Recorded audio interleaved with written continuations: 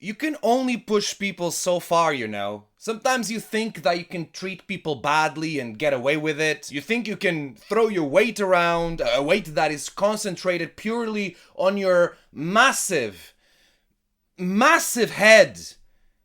And nothing will come out of it. But it does. It always does. Because if you've been paying attention, you know by now that you don't fuck with David Francisco. Last time I went to Southampton, I did not have the best of times. Brendan White, one half of the Greedy Souls, current RevPro Tag Team Champions, he was annoyed because he was like voted the worst person to ever come out of Blaine or something, I don't know. And he decided to take it out on the Contenders. Ironically, treating the contender the same way he was treated as a contender. Absolutely, it's almost as if absolute power corrupts absolutely. And look at this, Brendan White getting in the face again of our contenders, this time David Francisco. And I was about to say, ironically, it's Charles Samuels coming to, give me a break, using Francisco as a battering ram. I had a generally bad time that day. You know, Joshua James was throwing live rounds, that's a topic for another time. Danny Jones looked like he was trying to get some as well. All in all, I had better times in Southampton. You know, like that time when I was a RevPro main eventer.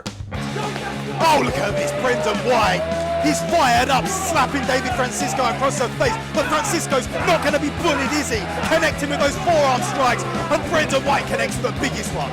The volume from Francisco, the power from White. But Francisco vaults over the top. And a big slap to the face. And that's going to fire him up. He laid the trap, did Francisco. And Brendan White fell for it. Hodges. Francisco, big back body drop. Oh, Phillips is out of there. David Francisco.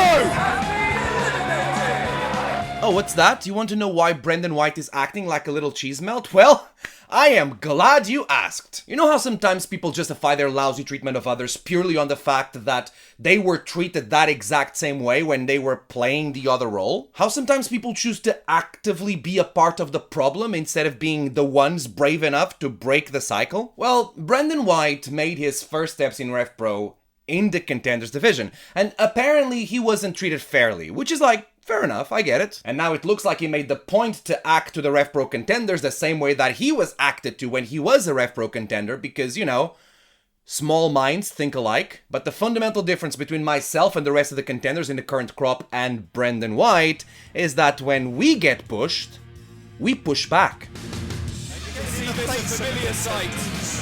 Getting in the face of the contenders is ridiculous, considering that he used to be a contender himself.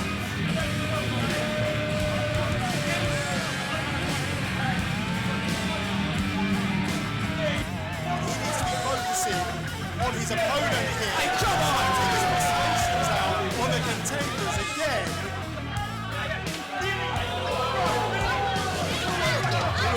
Joshua James is a proven hothead at the best of times. This is absolutely embarrassing. Looking to hit Levi with the bell. David Francisco takes it out of his hands.